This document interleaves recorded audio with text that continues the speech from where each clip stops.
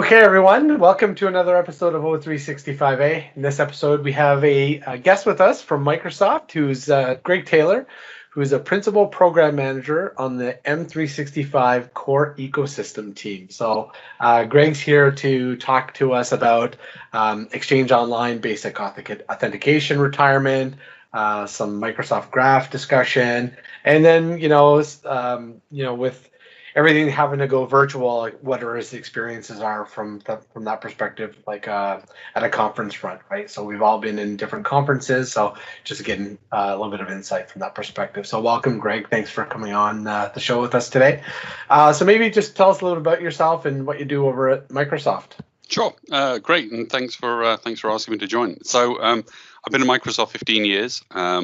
Almost exclusively working on Exchange the whole time. Dabbled a little in some Active Directory in the early days, but it's been pretty much email and Exchange the whole time since. I've only recently actually moved back into an engineering role where I'm kind of working in the graph and core ecosystem kind of team. I spent the last couple of years as the director of marketing for Exchange Online, but don't hold that against me. And then prior to that, I was in consulting, Exchange engineering, customer experience, and I ran this thing called the Exchange Ranger or MCM program for a number of years as well. So I've been doing email quite a long time at Microsoft as well.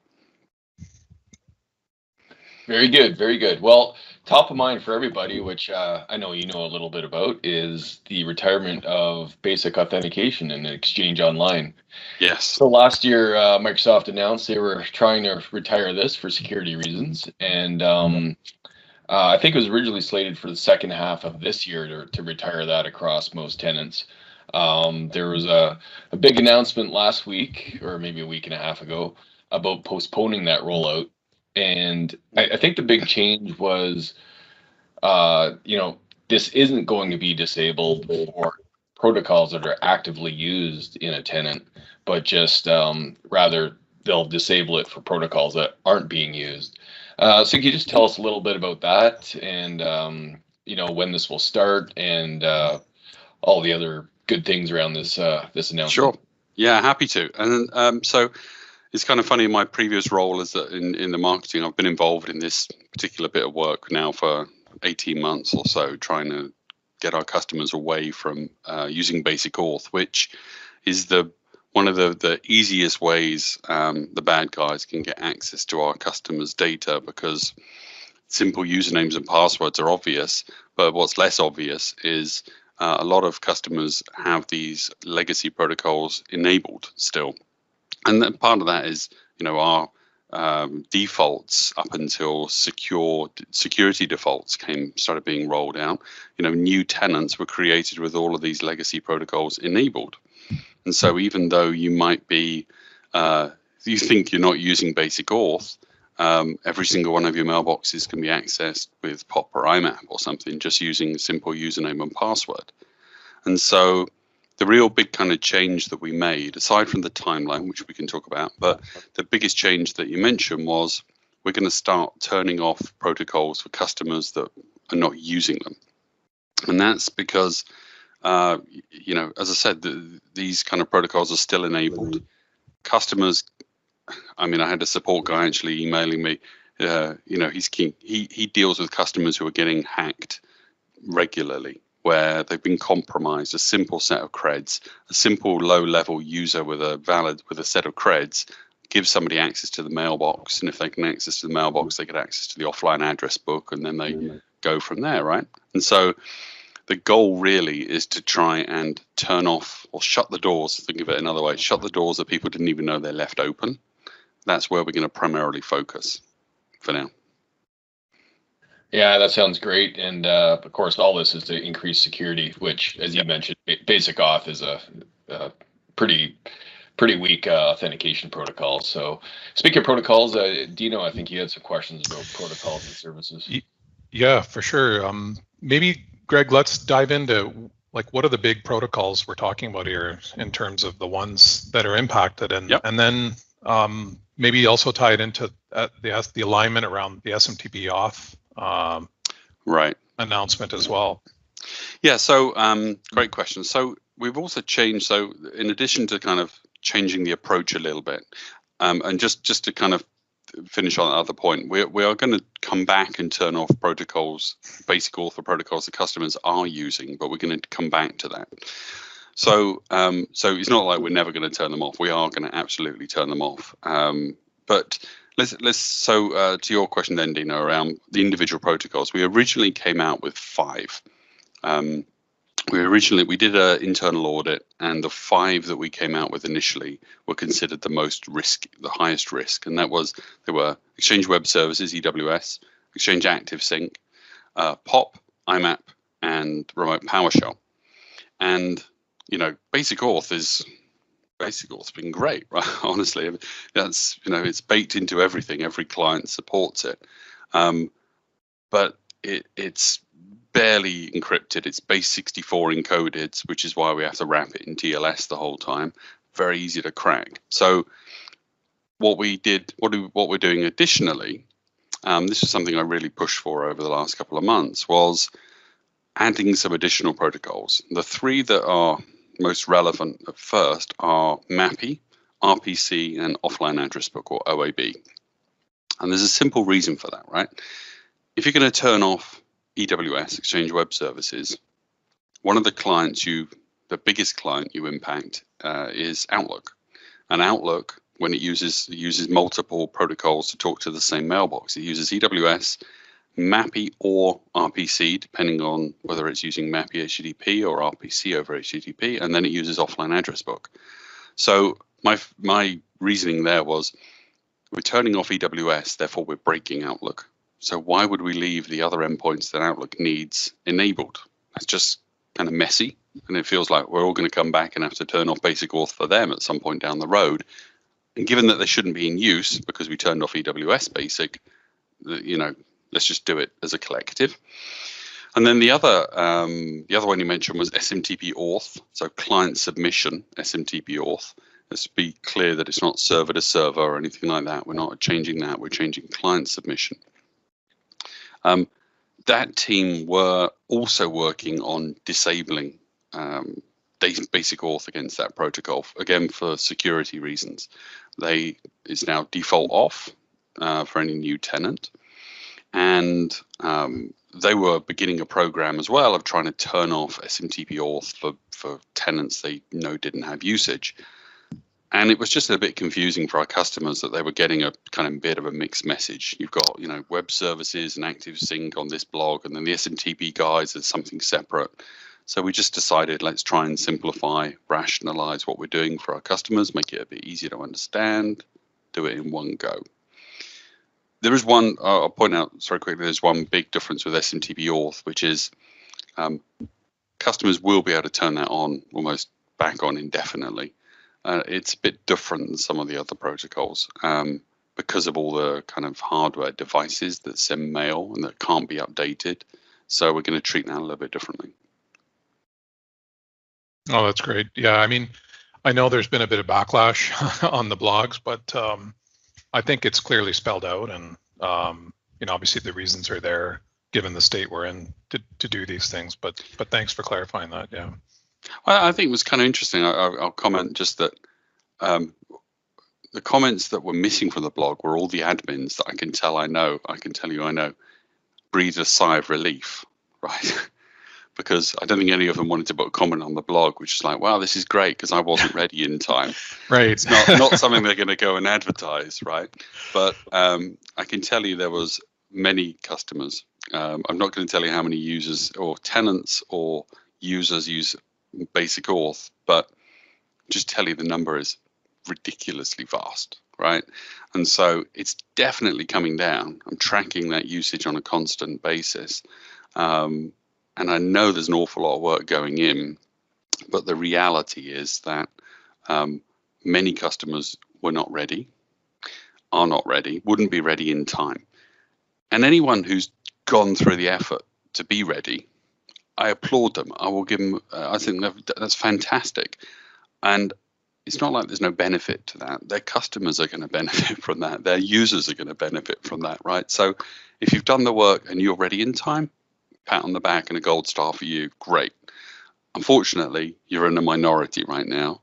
And so you can disable basic auth in your own tenant. If you've done the work to negate the need for basic auth, turn it off in your tenant and sleep safely at night and soundly and be happy. That there are many people in your position who are not nearly as lucky. So that's why we had to make a pretty tough call. Awesome, thank you. Yeah, that's great. I mean, it's sort of to the point when I guess Microsoft was pushing out the baseline security for like MFA, because so many people did not even have any MFA on their tenants, right? So it's just an example of what you guys are trying to achieve, and know that like, hey, like there's a lot of people that are still using a very weak authentication process. So you're trying to, I guess, enable the security posture in the tenant, right? That's a bit better. So completely, and it's kind of funny. I've said this to people before, because I've been kind of working in the authentication space for a number of years, which is it's pretty binary, right, as to whether it works or not, and success is measured with no one complaining, right? In an ideal world, nobody knows anything changed, and you just carry on. But if you make a mistake in the world of authentication, you cut millions of people off from their mail, and they don't like that very much, right? And so you can't afford to do it half-heartedly. And the other problem that we see is awareness. Now, the people listening to this podcast and those that read the blog and everything, they are keeping up to date with what's going on in the IT world, and right, and they read the blogs and they follow Twitter and all of that stuff, and they know. But you will know that many of the admins that have tenants don't read message center posts. They don't follow the Exchange blog or the developer blog or listen to these kind of things. And so if they're oblivious and you just cut their email off, it's not great. Yeah. So it's kind of like an education process in addition to a technical problem that we've got to help customers. And that's why we do things like security defaults. Let's make it easy for people. Try and give them an easy button to go and make stuff more secure. And so it's kind of a it's a multi-step process. It's a long process. For sure.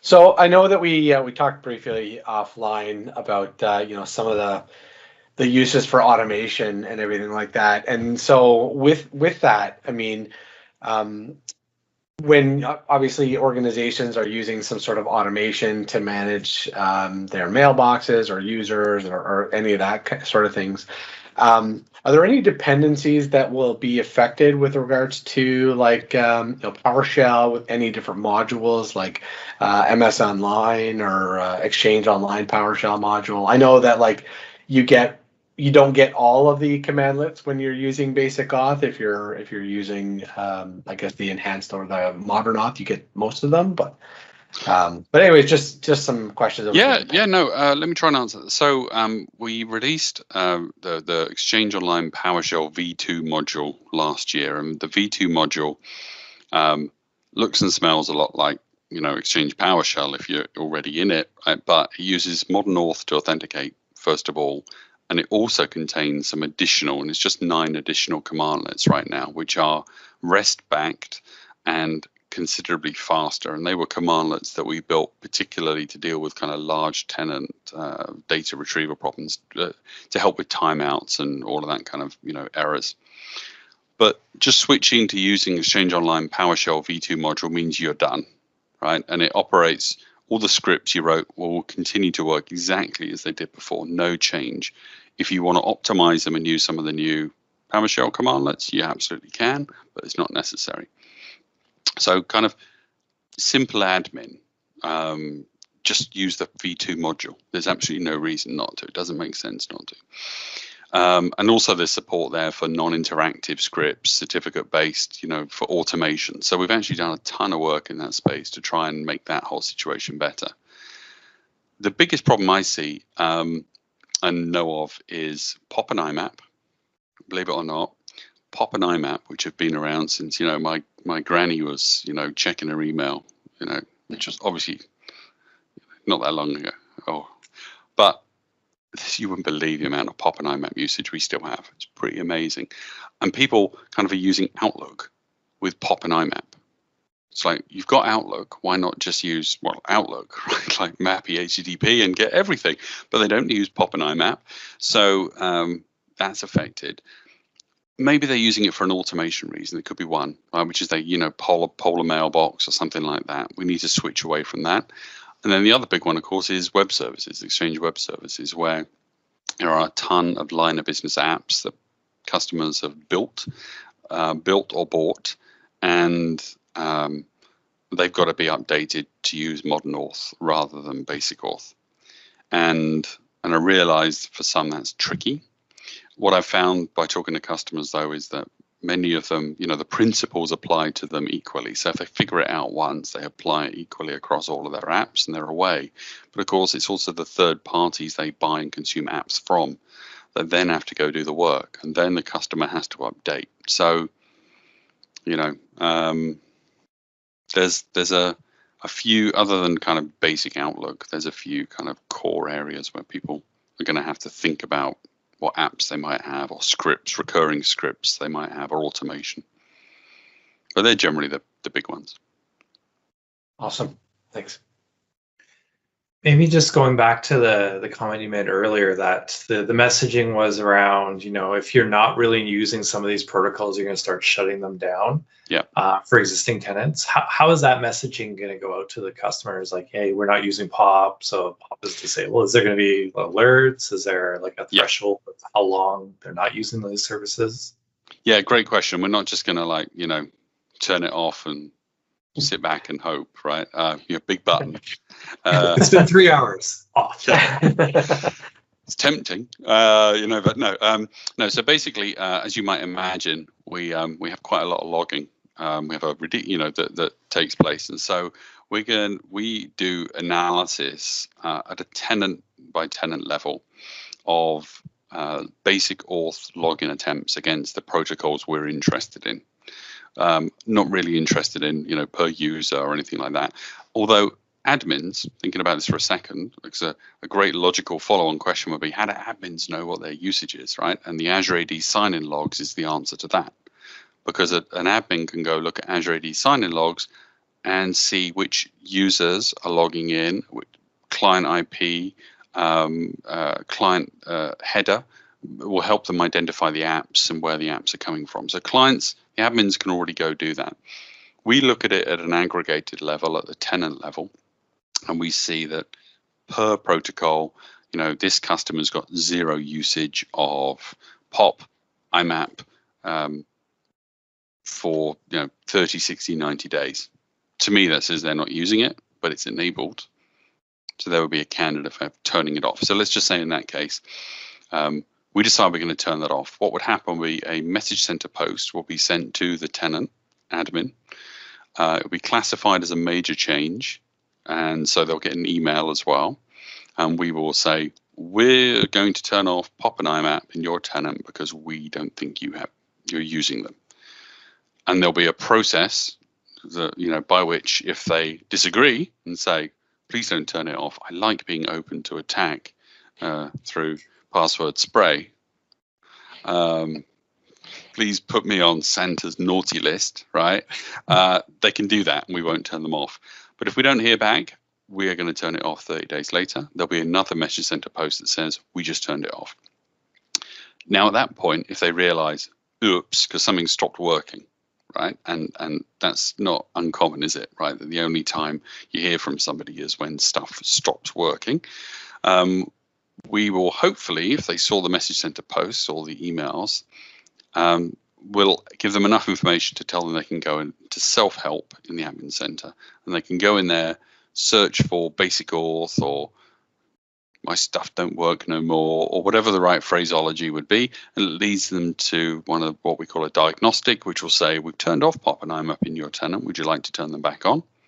And the answer will be yes, they can pick them. Up until such point as we turn it off for everyone for good. So we will let people re-enable. But, if they're not using it, it's improbable they'll hopefully want to turn it back on. That's That's perfect to get that moving, that needle moving, and getting those protocols shut down. I got to tell you that the way actually I tend to think about of my thinking has changed a little bit about this, and so somebody else at the company who led me to this. I'm not going to take all credit, which is what we've tended to think about is a monthly active users using Basic Auth, right? And I know how many users, unique users, use Basic Auth on a monthly basis, and it's quite a startling number. Instead of that, because if you think about that number, right, then you think, well, what is it we're going to go do next? We're going to go turn off protocols that are in tenants who aren't using it. My number isn't going to drop, right? Because I'm not turning off active users. I'm turning off users who, protocols that aren't necessary. So what's another way to think of this is we're protecting users. So if you think about, I've got 1,000 tenants with 9 protocols enabled for Basic Auth, and none of them are using it. I've got 9,000 kind of tenant protocol combinations. Multiply by the number of users, and you think about the potential endpoints that could be attacked. If we go turn all of them off, we dramatically increase the security of your data in our data centers, and we don't impact usage. So that's the kind of way I'm trying to think of it these days. That's definitely an interesting take on that, because shut the door for those that don't need that at all, and then then those that need a little bit more time planning, they can close it as they kind of shut down those protocols. So we talked a lot about Exchange, and I still see Exchange on your display name when you join the Teams meeting. Yes. But maybe if we talk a little bit about your new role. So you're on the Microsoft 365 core team now, and you're focused on Graph. Can you talk about some of the interesting things that you're doing with that team, and maybe the kind of the future of Graph with Exchange Online and the 365 ecosystem? Yeah, sure. And it's kind of funny that the Exchange after my name is necessary because there are 3 Greg Taylors at Microsoft. And I'd never met another one in my life until I joined the company. And now there's 3 of us. So we all gravitated here. It's really odd. So a recent move into the M365 core ecosystem team, of which Graph is, obviously the key part. And my role is I'm continuing with a lot of Exchange-focused work, and that's because Exchange is one of the workloads at the core and the heart of the Graph, right? That a lot of data access that people are after is accessible through Graph API, is Exchange data as one example. So I'm working with others in the team who are focused on the Graph API and the access through Graph, the different protocols that are in use. Thinking about how we can bring features and capabilities to Graph API and onboarding internal teams and getting them to use Graph API as well, trying to essentially consolidate and improve a lot of the way we deal with API access. So I'm still very much focused on Exchange projects because we still have a lot of work to do in that space. The goal is very much to kind of move as much as we can Exchange management into accessible through Graph. I'm not quite sure whether remote PowerShell will ever disappear entirely, but there's certainly a desire to try and do more through Graph. Things like reporting web services as well. These are other kind of services that actually would be impacted by the Basic Auth retirement. They're the kind of services that are also moving across to Graph API. Some of that's happening right now, actually. So, to be honest, I'm still trying to figure out kind of where I'm going to have the most impact. But I think probably my background in Exchange is going to keep me doing the email stuff in that team for a little while to come yet. Well, you're in the middle now. So anything you do for voice management on the Skype side, moving into the API, Graph APIs. I will just tell me where to send the money. Oh, okay. All right. Well, I mean, you can send the money. No promises, though. But yeah, game. Right on. So, we talked about it at the top of the start of the session about sort of your experiences with just conferences in general, and we saw one of your sessions at the Ignite session that we were all in for as MVPs. Maybe you can talk to us about sort of your experiences in planning these virtual events like Ignite or MVP Summit, and maybe some of the lessons that we can share, or you can share actually, to enterprises looking to have or plan a virtual event at maybe a larger scale. Wow, great question. Yeah, so my background, particularly I've been doing kind of Ignite, Tech Ed, IT Forum, whatever we've called it over the years. Been doing those for 15 years, and I miss them. I mean, right? Don't we all miss? I mean, we missed them, right? It was kind of fun. I got to tell you, so the first virtual Ignite we did, which would be the fall last year, was amazingly hard work. I was responsible for all the Exchange and Outlook stuff, and we had 30 odd recorded sessions, live or recorded kind of the key breakouts, and it's a ton, and it all happened obviously virtual at quite short notice. It was a huge amount of work to get ready for essentially that 48-hour window. And I'll tell you that the funny thing was, it was a disappointment almost when it kicked off, because one of the great things I always loved about being involved with those events was you get the payback of going to the event. You've done all the hard work, right? And the sessions are all ready and locked and everything's good, and you've planned the party and all of that stuff. And then you get to go and kick back with your co-workers and friends and community and have some fun. But no, I was sitting in my home office still, right? Just like we all were. It's almost kind of like, oh. But I think, they're challenging events to do. And I'd love to hear feedback from you guys as well, what the good and the bad of those kind of events are.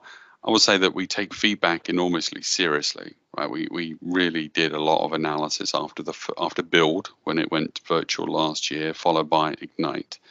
And it never feels like there's enough time to plan for these kind of events. And it's difficult as well because of a Spring Ignite. I tell you that content, has to be new content. How do you give the audience new content all the time? Of course, we're creating new stuff all the time, but it's not quite that easy to sort of generate new content that people haven't seen. So it might be a bit lame, but I would say, as a customer who's kind of trying to find out, don't just look at the current event sessions.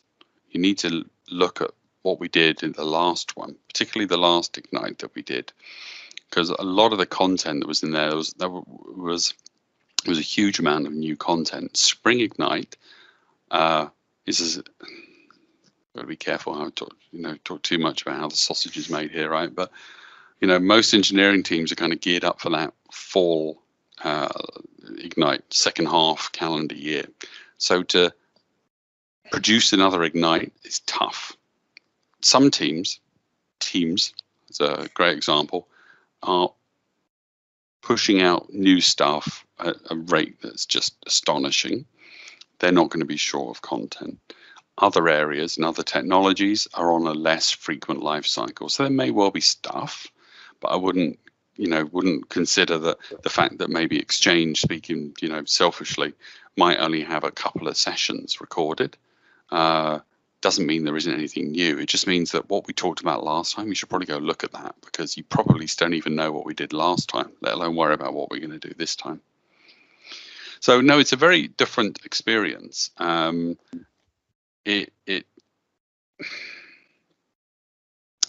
miss the buzz of the real personal interaction. I think we all do, for sure. It gives us an opportunity to scale a bit more. Get more people through the door, because that was always the problem with Ignite. It always sold out, and the number of emails I used to get after it had sold out from customers would be like, but can't you just add one? Can't you just add one? It's like, no. And the number of people we had registered for Ignite was really, I don't know if did we let the numbers out for Ignite last year? I don't know if we did. I don't want to share that if we didn't. Yeah, well, amongst that and load testing. Yeah, it's a real technological marvel that this can happen these days. pretty amazing. But I mean, do you think I don't know when we'll be back in person, and I don't know if when we go back in person we will ever go back the same way. You know, I think we're going to end up in some hybrid form, aren't we? Don't you think? I know, being on the periphery of organizing some of these virtual events, just the sheer amount of work for the production of the video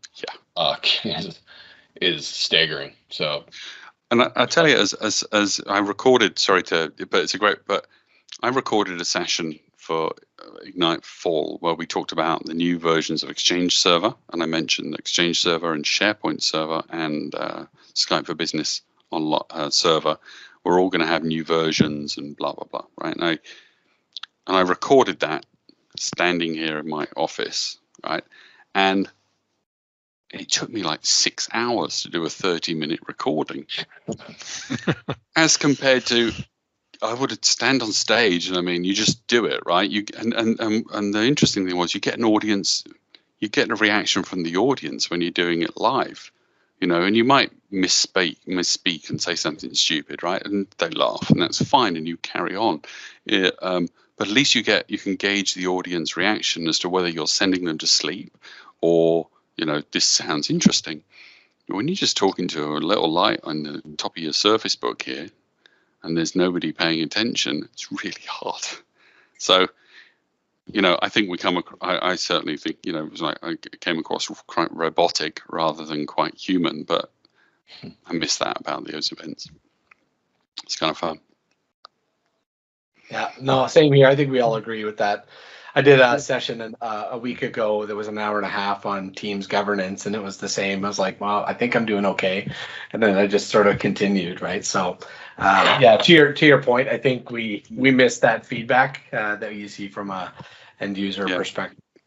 But yeah, with that being said, I think there's a lot of really good content for you to share with us. And obviously, Microsoft wanting to ensure that the security posture of their customer tenants are secured better regarding, you know, the better protocols and such. And great to, you know, see your new experiences in Graph. I'm sure Michael will be and Curtis will be reaching out to you on that side. But again, thanks for coming on. We really appreciate your insight and your experiences. And thanks everyone for listening in, and hopefully you'll catch our next episode. Thanks. Thank you. Thanks, everybody.